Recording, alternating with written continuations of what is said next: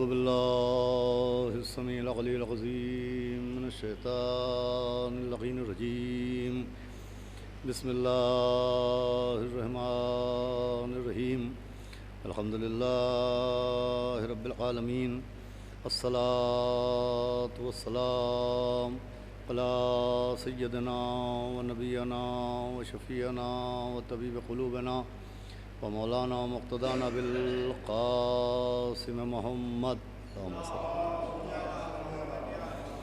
وآلہ الطیبین الطاہرین المعصومین ولعنۃ اللہ علی اعدائہم اجمعین من یومنا ھذا الی یوم الدین اما بعد فقد قال رسول اللہ صلی اللہ علیہ وآلہ وسلم بسم اللہ الرحمن الرحیم یا علی انت وشیعتک هم الفائزون. ایک صلوات پڑھ دیں.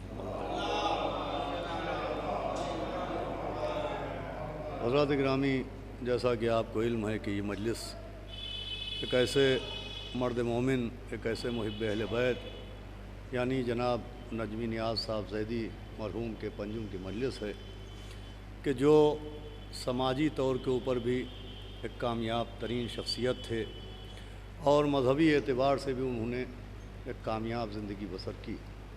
سماجی طور پر ان کے کامیاب ہونے کی دلیل یہ ہے کہ شیعہ ڈگری کالج میں کامرس کے ڈپارٹمنٹ میں آپ HOD رہے، ہیڈ آف ڈپارٹمنٹ رہے، اور ایک بہت طولانی فہرست ہے آپ کے شاگردوں کی جو اس وقت انہی کی تعلیم کے اور تربیت کے سبب خدمتیں انجام دے رہے ہیں.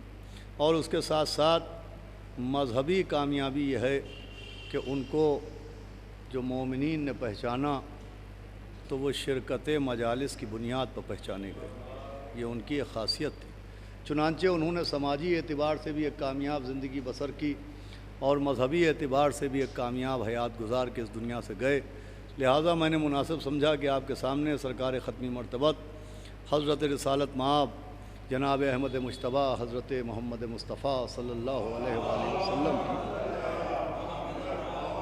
ایک ایسی حدیث کی تلاوت کرنے کا شرف حاصل کیا جائے جس میں پیغمبر نے اعلان فرمایا کہ یا علی آپ اور آپ کے شیعہ کامیاب ہیں.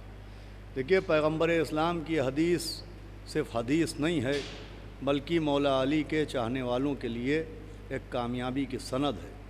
اور اس سند کی سند یہ ہے کہ شیعوں کی کامیابی کا اعلان مولائے متقیان کی کامیابی کے ساتھ کیا گیا.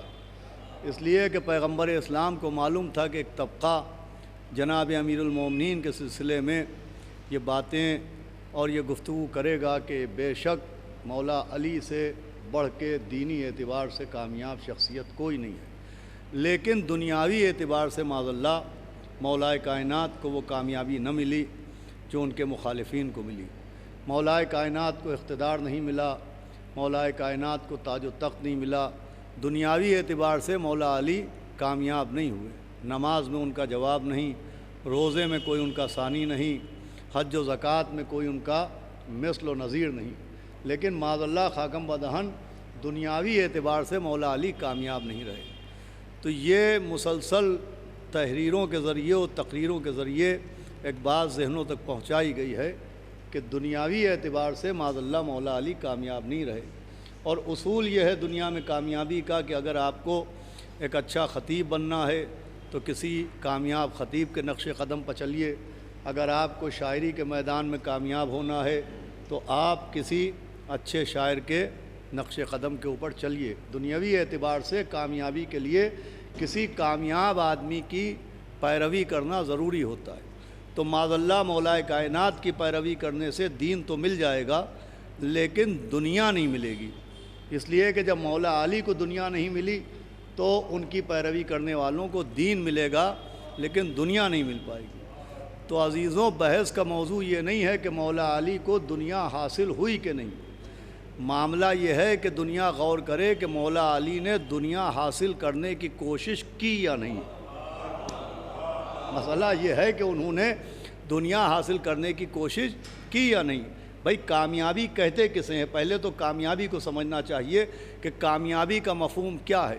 تو میں مثال کے طور پہ آپ کی خدمت میں عرض کروں کہ میں صبح شام مجالس پڑھتا ہوں، خدمت عزا کرتا ہوں، عزاداری کی اور عزاداروں کی خدمت کرتا ہوں۔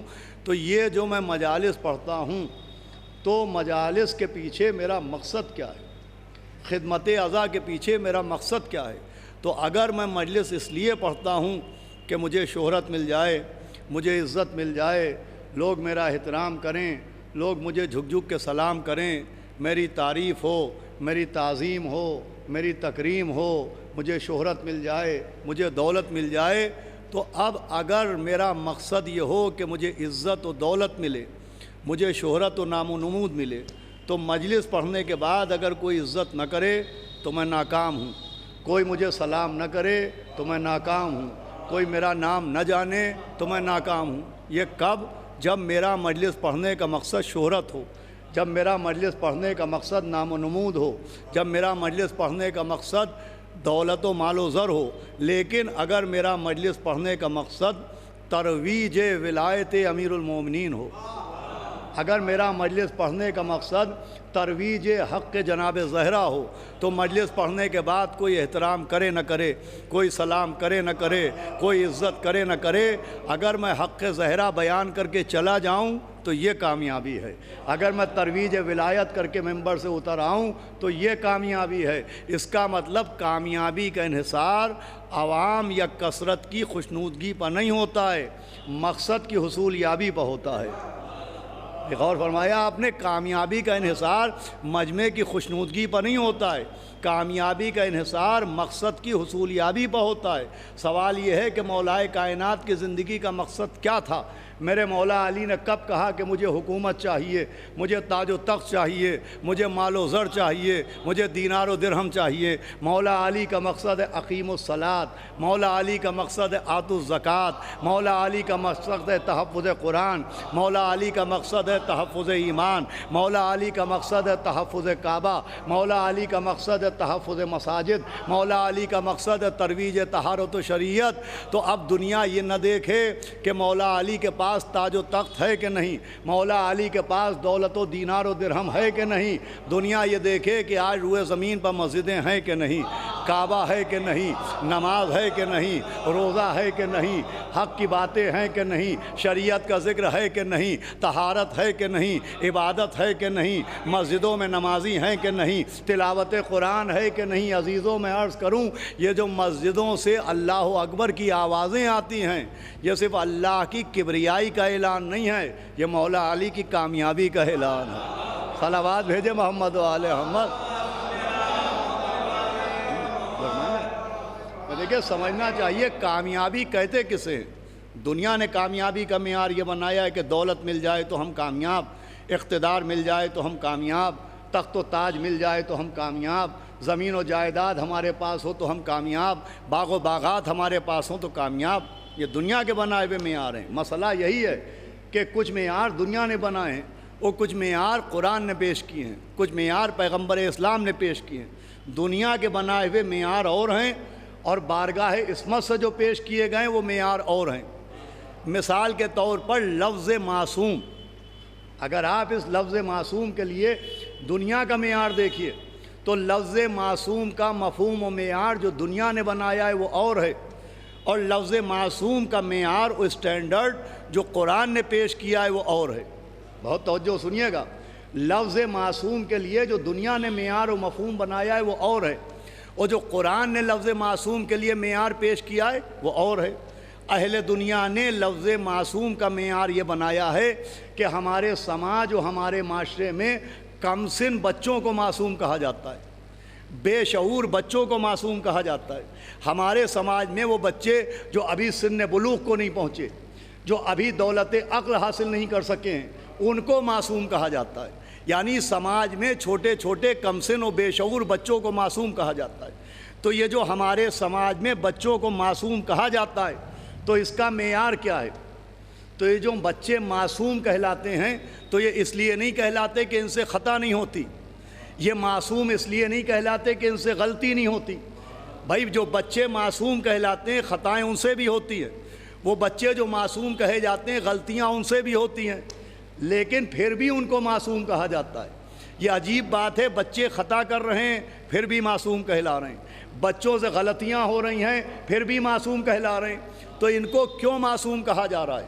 تو خطا نہ کرنے کی وجہ پر معصوم نہیں کہلاتے، یہ غلطی نہ کرنے کی وجہ سے معصوم نہیں کہلاتے، یہ معصوم اس لیے کہلاتے ہیں کہ یہ ناسمجھی میں خطا کرتے ہیں، یہ بے سمجھے بوجھے غلطیاں کرتے ہیں، اس لیے سماج نے ان کو معصوم کہا ہے۔ اب سمجھیے جو بے سمجھے خطا کرے وہ سماج والا معصوم ہے، اور جس کے دامن سے خطا گزرنے ہی نہ پائے وہ قرآن والا معصوم ہے۔ صلوات بھیجے محمد و آل محمد۔ فرمایا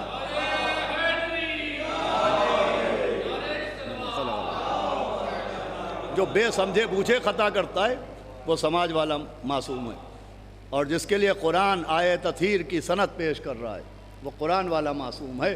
بھائی دیکھیے ہمارے سماج میں بچے معصوم کہلاتے ہیں لیکن خطا نہ کرنے کی وجہ سے نہیں، ابھی میں نے عرض کیا غلطی نہ کرنے کی وجہ سے نہیں، حد یہ ہے کہ عدم طہارت کی بنیاد پر بھی ایک معصوم نہیں کہلاتے۔ انہیں جو معصوم کہا جاتا ہے تو اس لیے نہیں کہا جاتا ہے کہ یہ طہارت سے دور نہیں ہوتے ہیں، نجاست سے یہ دور ہوتے ہیں۔ یہ بات بہت قابل غور ہے، جو بچے معصوم کہلاتے ہیں وہ اس لیے نہیں کہلاتے کہ نجاست کے قریب نہیں جاتے یا یہ رزق کے قریب نہیں جاتے۔ سماج ان بچوں کو معصوم کہتا ہے کہ جو نجاست سے قریب رہتے ہیں مگر پھر بھی معصوم کہے جاتے ہیں، اور اس کی دلیل یہ ہے کہ اگر ہمارے سماج کا بچہ، ہمارے گھر کا بچہ مصلی پر بیٹھ جائے تو اسے فوراً مصلی سے ہٹا دیا جاتا ہے اور اقرار کیا جاتا ہے کہ یہ نجاست سے دور نہیں ہے۔ اب سمجھیے جسے مصلی سے ہٹا دیا جائے وہ سماج والا معصوم ہے، اور جسے سجدے کے عالم میں پشت پر بٹھا لیا جائے وہ قرآن والا معصوم ہے۔ صلوات بھیجے محمد و آل محمد۔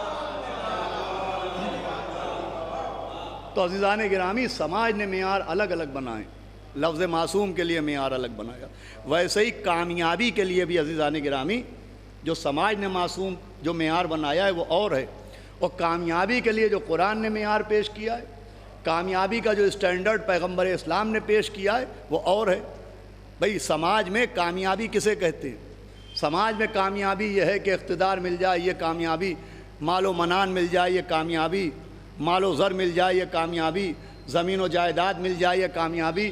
میدان جنگ میں کامیابی کا معیار یہ بنایا گیا کہ جو اپنے دشمنوں کا سر اڑا دے وہ کامیاب ہے، جو میدان جنگ میں لاشیں بچھا دے وہ کامیاب ہے، جو سر و تن کو جدا کر دے وہ کامیاب ہے۔ بھئی سماج نے کامیابی کا معیار یہ بنایا ہے کہ میدان جنگ میں جو لاشیں گرائے وہ کامیاب ہے، جو تلوار چلائے وہ کامیاب ہے، جو تنوں سے سروں کو اڑائے وہ کامیاب ہے۔ لیکن آپ قرآن کی نظر سے دیکھیں کہ قرآن کسے کامیاب کہہ رہا ہے۔ بھئی یہ بات بہت قابل توجہ ہے، وہ اسی پر گفتگو کا اختتام ہوگا۔ پھر سے سنیے، سماج میں کامیابی کا معیار یہ ہے کہ اگر میدان جنگ میں دیکھیے تو میدان جنگ میں جو لاشیں گرائے وہ کامیاب، جو سر اڑائے وہ کامیاب، جو مقتل کو خون کا دریا بنائے وہ کامیاب۔ سماج میں کامیابی کا یہ معیار ہے، لیکن اگر آپ قرآن سے پوچھئے تو قرآن کامیابی کا معیار کچھ اور بتا رہا ہے، اور قرآن میں کامیابی کا معیار یہ ہے کہ قرآن میں 114 سوروں میں ایک سورہ ہے جس کا نام ہے سورہ فتح، جس کو ہم اپنی زبان میں کامیابی کہتے ہیں، اسی کو عربی زبان میں فتح کہتے ہیں۔ سورہ فتح کا مطلب کامیابی والا سورہ۔ قرآن کے 114 سوروں میں ایک سورہ ہے جس سورہ کا نام ہے سورہ فتح، اور جس کی پہلی آیت ہے بسم اللہ الرحمن الرحیم، انا فتح لکا فتح مبینہ، کہ میرے رسول ہم نے آپ کو کامیابی عطا کی اور کھلی ہوئی کامیابی عطا کی۔ سورہ فتح کا مطلب ہے کامیابی والا سورہ۔ اب ذرا مفسر قرآن سے پوچھئے کہ جو سورہ فتح ہے کامیابی والا سورہ، یہ کس جنگ کے بعد نازل ہوا؟ بھائی سورہ فتح کس جنگ کے بعد نازل ہوا؟ سورہ فتح جنگ بدر کے بعد نازل ہوا، یا جنگ احد کے بعد نازل ہوا، جنگ خندق کے بعد نازل ہوا، یا جنگ خیبر کے بعد نازل ہوا، جنگ موتا کے بعد نازل ہوا، یا جنگ حنین کے بعد نازل ہوا؟ تو علماء کہتے ہیں یہ سورہ فتح کسی جنگ کے بعد نازل نہیں ہوا ہے، یہ سورہ فتح صلح حدیبیہ کے بعد نازل ہوا ہے۔ بولے ہمارے یہاں یہ سورہ فتح صلح حدیبیہ کے بعد نازل ہوا ہے۔ صلح حدیبیہ وہ واقعہ ہے کہ جس میں پیغمبر اسلام میں اور مشرکین کے بیچ میں ایک صلح ہوئی تھی، ایک معاہدہ ہوا تھا جسے تاریخ صلح حدیبیہ کہتی ہے۔ یہ صلح حدیبیہ کے بعد نازل ہوا۔ عجیب بات ہے، سورہ کا نام ہے کامیابی والا سورہ، مگر کسی جنگ کے بعد یہ سورہ نازل نہیں ہوا، صلحوں کے بعد نازل ہوا۔ جہاں لوہے کی تلواریں چلیں وہاں یہ سورہ نازل نہیں ہوا، جہاں لکڑی کا قلم چلا وہاں یہ سورہ نازل ہوا۔ صلوات بھیجے محمد و آل محمد۔ بھئی عجیب منزل ہے، صلح حدیبیہ میں لکڑی کے قلم سے صلح نامہ لکھا گیا، وہاں یہ سورہ نازل ہوا۔ جہاں تلواریں چلیں، جہاں لاشیں گریں، جہاں خون بہے، جہاں سر تن سے جدا ہوئے، وہاں سورہ فتح نازل نہیں ہوا۔ وہاں اللہ نے نبی سے نہیں کہا کہ انا فتح لکا فتح مبینہ، کہ نبی ہم نے آپ کو کامیابی عطا کی اور کھلی ہوئی کامیابی۔ جہاں صلح نامہ لکھا گیا، نبی اور مشرکوں میں صلح ہوئی، وہاں یہ سورہ نازل ہوا۔ میں کہوں گا یہ کیا معاملہ ہے؟ جہاں لوہے کی تلواریں چلی وہاں سورہ نازل نہیں ہوا، جہاں لکڑی کا قلم چلا وہاں سورہ نازل ہوا، اور صلح حدیبیہ کو کامیابی قرار دیا گیا۔ آخر صلحوں کو کامیابی کیوں قرار دیا گیا؟ قرآن آواز دے گا، سمجھو کامیابی کا مطلب کیا ہے۔ لوہے کی تلوار سے دشمنوں کا سر اڑانے کا نام کامیابی نہیں ہے، اپنی شرائط کے سامنے دشمنوں کے سروں کو جھکانے کا نام کامیابی ہے۔ صلوات بھیجے محمد و آل محمد۔ نہیں، قرآن کی نظر سے دیکھیے کامیابی کیا ہے۔ لوہے کی تلوار سے دشمنوں کا سر اڑا لینا کامیابی نہیں ہے، اپنی شرطوں کے سامنے دشمن کے سر کو جھکانے کا نام کامیابی ہے۔ اب قابل غور بات یہ ہے، ماہ رمضان ہے، آج دوسری ماہ رمضان ہے، 13 دن کے بعد ہمارے آپ کے دوسرے امام حسن مجتبیٰ علیہ الصلوۃ والسلام کی آمد کا دن بھی ہے۔ اس کو ذہن میں رکھ کے سنیے گا، انشاءاللہ گفتگو اپنی آخری منزل تک پہنچ جائے گی کہ صلح حدیبیہ میں جہاں صلح ہوئی، جہاں اپنی شرطوں کے سامنے دشمنوں کا سر جھکایا گیا، وہاں کامیابی ملی، اور اعلان ہوا کہ انا فتح لکا فتح مبینہ، کہ نبی ہم نے آپ کو کامیابی عطا کی اور کھلی ہوئی کامیابی۔ اب دیکھیے آیت ایک ہے مگر لفظ فتح 2 بار آیا۔ آیت ایک ہے، لفظ فتح 2 بار آیا کہ ہم نے آپ کو کامیابی دی اور کھلی ہوئی کامیابی۔ ایک آیت میں 2 بار لفظ فتح آیا۔ میں کہوں گا پالنے والے، آیت ایک ہے، یہ لفظ فتح 2 بار کیوں آیا؟ تو آواز آئے گی یہ لفظ فتح 2 بار اس لیے آیا کہ تاریخ میں صلح بھی ایک نہیں ہوگی، صلح بھی 2 ہوں گی۔ کیا سنا ہے آپ؟ صلح بھی ایک نہیں ہوگی، صلح 2 ہوں گی۔ ایک نانا اور نواسے کے بیچ میں صلح ہوگی، نانا اور مشرکوں کے بیچ میں صلح ہوگی۔ ایک صلح نانا اور مشرکوں کے بیچ میں ہوگی، ایک صلح نواسے اور منافقوں کے بیچ میں ہوگی۔ ہم نے ایک آیت میں 2 بار لفظ فتح اس لیے استعمال کیا کہ سمجھو کامیابی کسے کہتے ہیں؟ جو نانا اور مشرکوں کے بیچ میں ہو اسے بھی صلح نہ سمجھنا، فتح سمجھنا، اور جو نواسے اور منافقوں کے بیچ میں ہو اسے بھی صلح نہ سمجھنا، فتح مبین سمجھنا۔ صلوات بھیجے محمد و آل محمد۔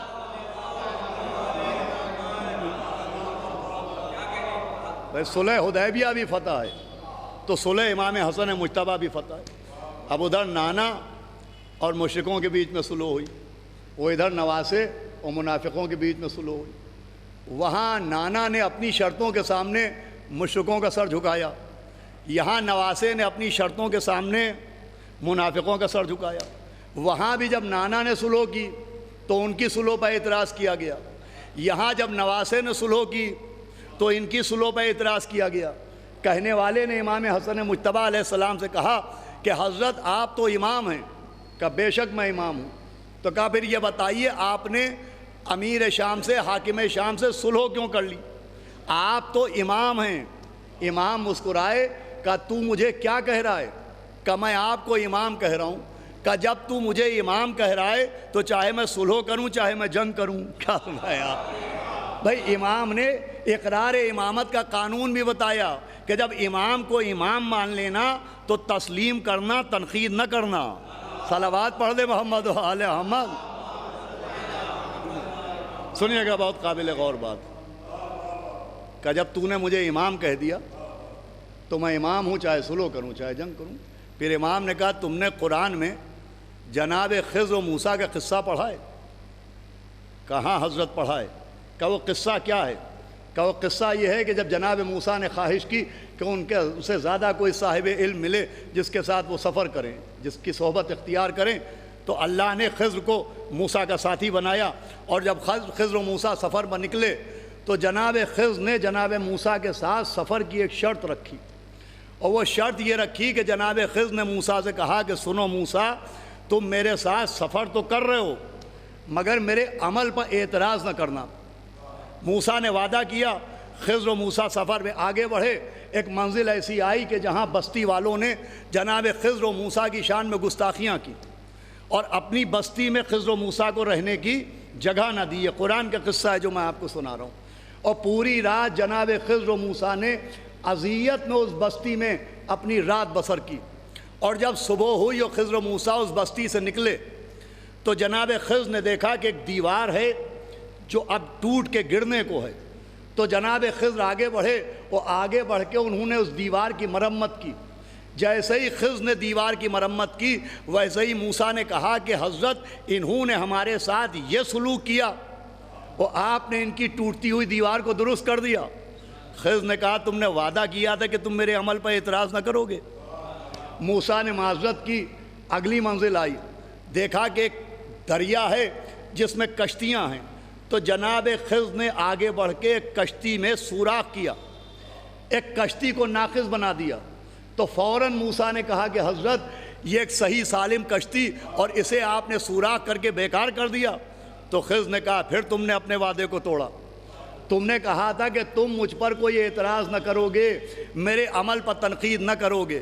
اگلی منزل آئی اور جناب خضر نے کمسن بچے کو قتل کر دیا۔ موسیٰ بے چین ہو کے بولے کہ حضرت اب اس بات کا سبب میری سمجھ میں نہ آیا کہ آپ نے کمسن بچے کو قتل کیوں کر دیا۔ تو خضر نے کہا موسیٰ تمہارا راستہ الگ ہو گیا، ہماری راہ الگ ہو گئی، تم میں ہم میں اب جدائی ہوتی ہے، لیکن جاتے جاتے ہمارے اعمال کا سبب بھی سن لو۔ وہ جو ہم نے ٹوٹی ہوئی دیوار کو درست کیا تو اس لیے کیا کہ اس ٹوٹی ہوئی دیوار کے اندر کچھ یتیموں کا خزانہ مخفی ہے۔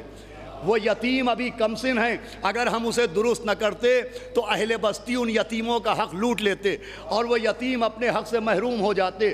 ہم نے اس دیوار کی مرمت کر کے یتیموں کے حق کو محفوظ کیا۔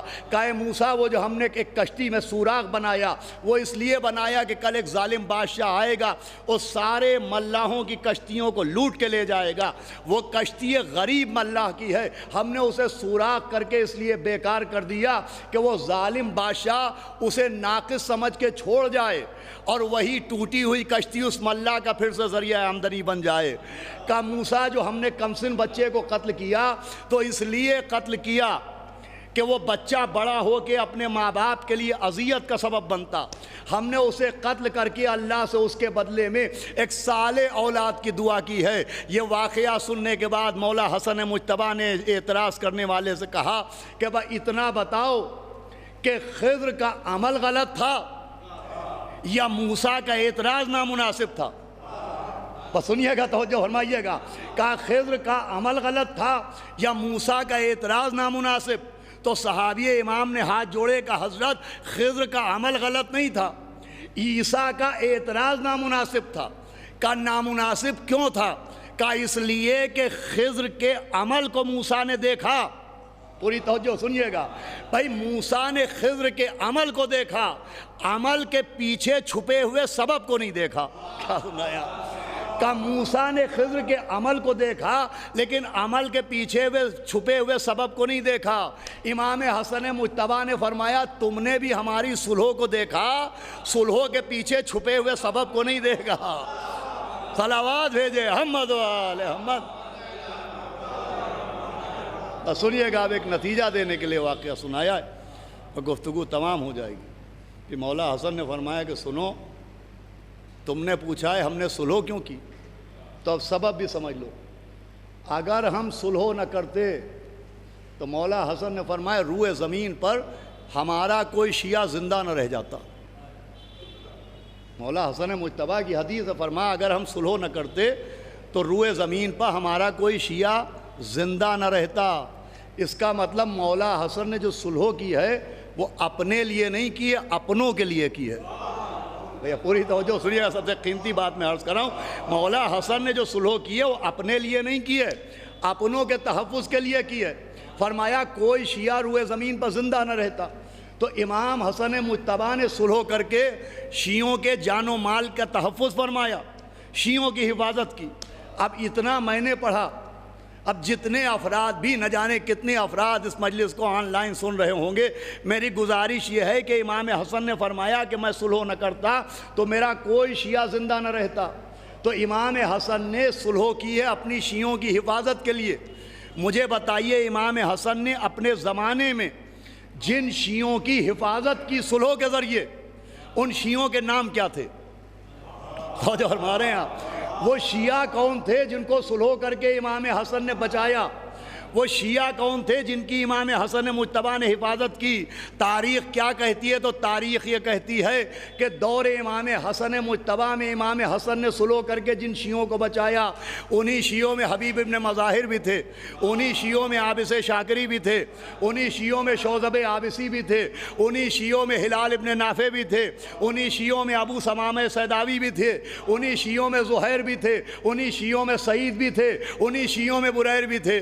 بھائی امام حسن مجتبیٰ نے جن شیعوں کو بچایا ان میں حبیب ابن مظاہر کا نام بھی ہے، ابو ثمامہ سیداوی کا نام بھی ہے، عابس شاکری کا نام بھی ہے، شوذب عابسی کا نام بھی ہے، سعید و زہیر کا نام بھی ہے، ہلال و بریر کا نام بھی ہے۔ لیجئے امام حسن نے جن شیعوں کو بچایا وہی شیعہ ہمیں امام حسین کے ساتھ کربلا میں نظر آئے۔ کیا سنایا بھئی؟ ایک بہت خاص بات و گفتگو تمام ہے۔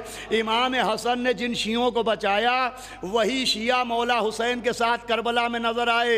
حبیب ابن مظاہر کربلا میں موجود، ابو ثمامہ سیداوی کربلا میں موجود، سعید و زہیر کربلا میں موجود، ہلال و بریر کربلا میں موجود، شوذب عابسی کربلا میں موجود۔ وہ سارے شیعہ جن کو امام حسن نے بچایا وہی کربلا میں 10 محرم کو نظر آئے۔ مجھے کہنے دیجئے کربلا میں جو امام حسین کے ساتھ شیعہ نظر آئے، یہ امام حسین کے بنائے ہوئے شیعہ نہیں تھے، امام حسن کے بچائے ہوئے شیعہ۔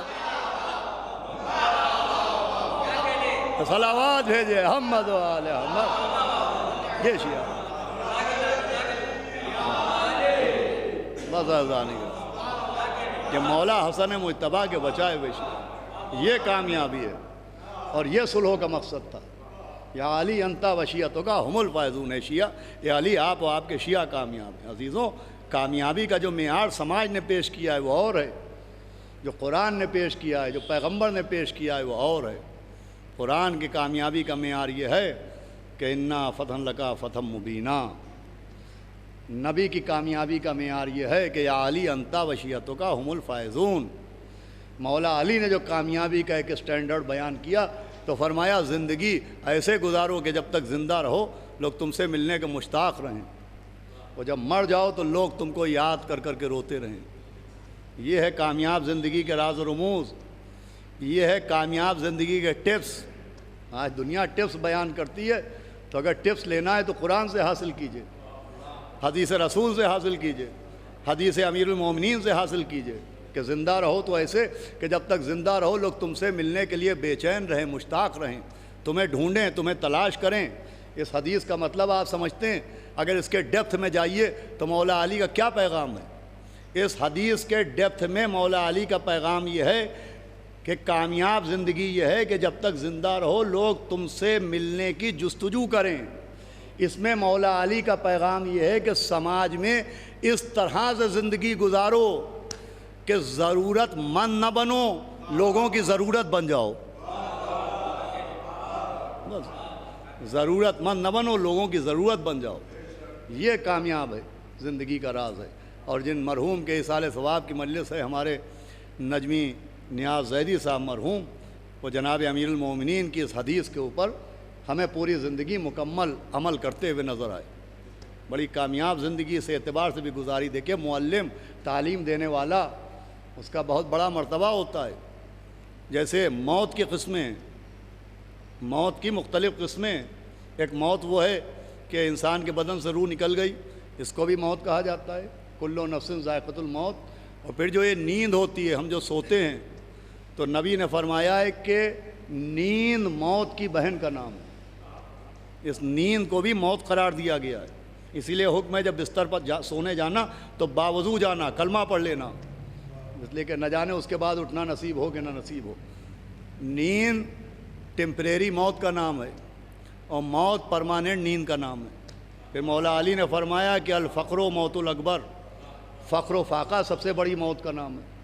تو جیسے موت کی قسمیں ہیں ویسے ہی عزیزان گرامی میں آپ کی خدمت میں عرض کر رہا تھا کہ کامیابی کا معیار بیان کر رہا تھا، ویسے ہی انسان کی زندگی میں نے عرض کیا آپ کی خدمت میں کہ اگر اس ڈیپتھ میں جائیے تو مولا علی نے فرمایا ہے کہ ضرورت بنو، ضرورت مند نہ بنو کہ لوگ تمہیں تلاشیں، لوگ تم سے ملنے کی جستجو کریں کہ تم کہاں ہو، لوگوں کی ضرورت بن جاؤ، یہ کامیابی ہے۔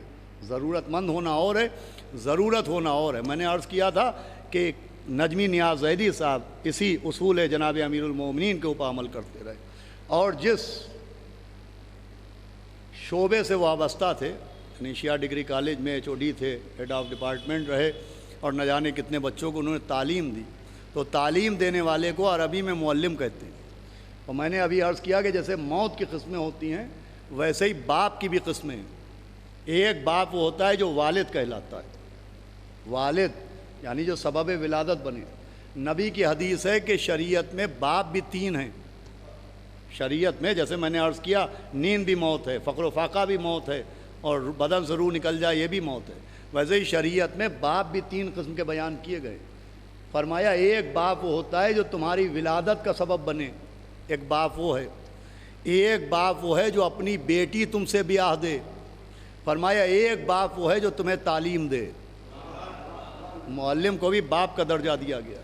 تو بہرحال بڑی کامیاب زندگی انہوں نے یوں بھی گزاری کہ اس پر نہ جانے کتنے ان کے اسٹوڈنٹس، نہ جانے کتنے ان کے شاگردان پوری دنیا میں موجود ہیں جو علم کی روشنی سے سماج کو اجالا عطا کر رہے ہوں۔ پھر دوسرے عزیزوں، ظاہر سی بات ہے کہ ایک بڑے عظیم اور بہت تعلیم یافتہ خانوادے کے فرد وہ خود بھی تھے، اور ان کا عقد جس خانوادے میں ہوا، ہمارے مجن صاحب مرحوم بہرائچ کی ایک بہت بڑی سماجی شخصیت تھے جن کی خدمات کو آج بھی لوگ یاد کرتے ہیں۔ بہت پڑھا لکھا اور بہت ہی ایجوکیٹڈ گھرانہ تھا جہاں ان کا عقد ہوا اور جہاں ان کی نسبت ہوئی، اور ان کے برادر نسبتی اس وقت آن لائن مجلس سن رہے ہوں گے، جناب غضنفر حیدر صاحب، گلفام صاحب، ہماری قرابت ہے، لہٰذا ہم نے بہت عرصے تک ان کو دیکھا، نجمی نیاز صاحب کو۔ اور ایک جو میں نے عرض کیا تھا کہ مذہبی طور کے اوپر ان کی سب سے بڑی کامیابی اور سب سے بڑی خوبی یہ تھی کہ عشق مجلس حسین علیہ السلام، کہ خود دنیاوی طور پہ بہت ایجوکیٹڈ تھے، بہت ہائیلی کوالیفائڈ شخصیت ہے نجمی نیاز زیدی صاحب۔ وہ عام طور پر یہ ہوتا ہے کہ بہت سے افراد جو بہت ہائیلی کوالیفائڈ ہو جاتے ہیں وہ عزاداری سے وہ مجلس ماتم سے دور ہونے لگتے ہیں۔ یہ اس بات کی دلیل ہوتی ہے کہ ذہنی طور پر یہ کوالیفائڈ ہیں لیکن روحانی طور پر کوالیفائڈ نہیں ہیں۔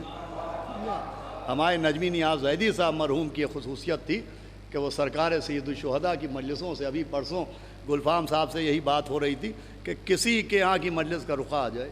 اکثر ایسا بھی ہوتا ہے کہ بہت سے افراد ایسے جن کا پکارنے کا نام کچھ اور ہوتا ہے، اصل نام کچھ اور ہوتا ہے، لیکن جب مجلس کے رخے آتے ہیں تو اس میں ان کا اصل نام ہوتا ہے، تو یہ اندازہ نہیں ہو پاتا کہ کن صاحب کی مجلس ہے یا کن صاحب نے بلایا ہے۔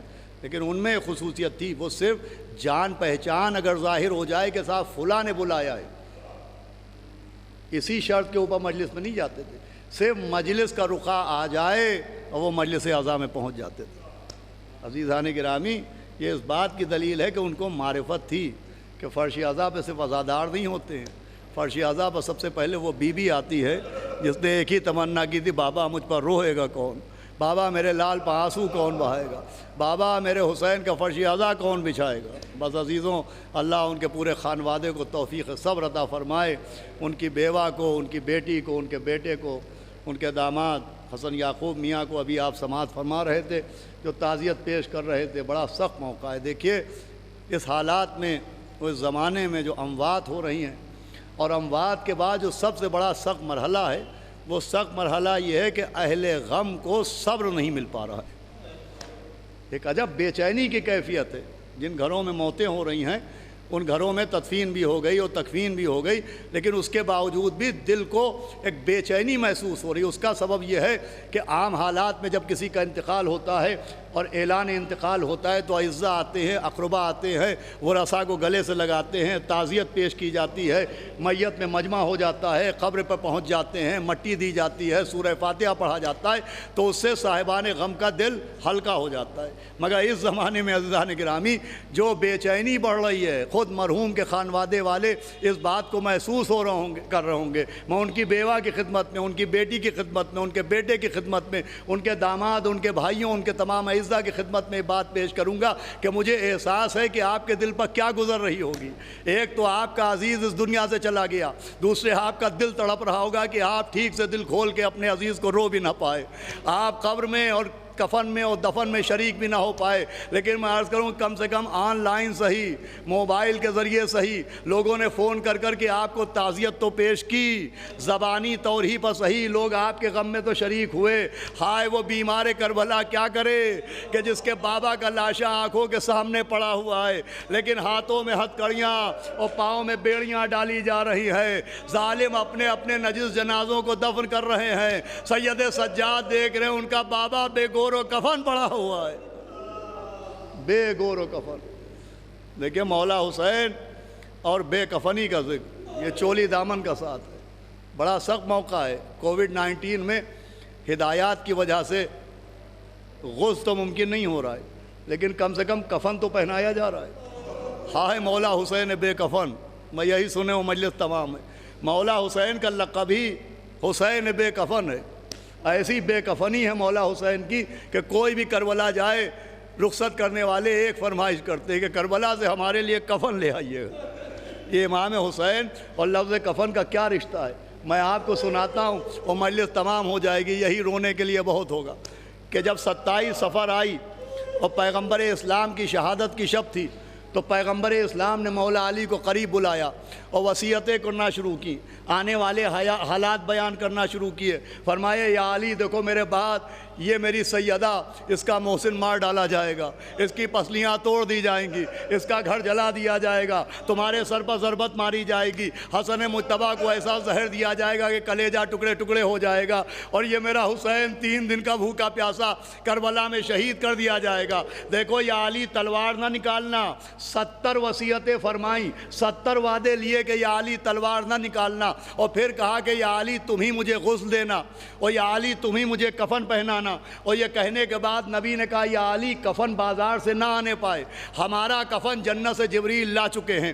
یہ کہہ کے نبی نے اشارہ کیا ایک صندوق کی طرف، کہا یا علی اس میں ہمارے کفن رکھے ہیں۔ مولا علی نے صندوق کو کھولا، دیکھا کچھ کفن نظر آئے، نبی نے صندوق اپنے قریب منگایا، ایک کفن نکالا، اپنے سینے پر رکھا، آواز دی یا علی یہ میرا کفن ہے۔ ایک اور کفن نکالا، روتی ہوئی بیٹی کو دیکھا، آواز دی سیدہ بی بی نہ رو، ارے سب سے پہلے ہم تم کو اپنے پاس بلائیں گے، یہ تمہارا کفن ہے۔ نبی نے ایک اور کفن نکالا، آواز دی یا علی 21 رمضان کو تمہارا جنازہ اٹھے گا، یہ تمہارا کفن ہے۔ اب آخری کفن بچا تھا، نبی نے وہ کفن نکالا، امام حسن کو سینے سے لگایا، کہا میرے لال حسن 28 صفر کو تم دنیا سے جاؤ گے، یہ تمہارا کفن ہے۔ لیجئے سب کے کفن مل گئے، سب کو کفن مل گئے، سارے کفن تقسیم ہو گئے۔ کونے سے ایک چھوٹا سا بچہ روتا ہوا اٹھا، آواز دی نانا سب کو کفن دے دیا، اے نانا میرا کفن کہاں ہے؟ نبی نے مولا حسین کو سینے سے لگایا،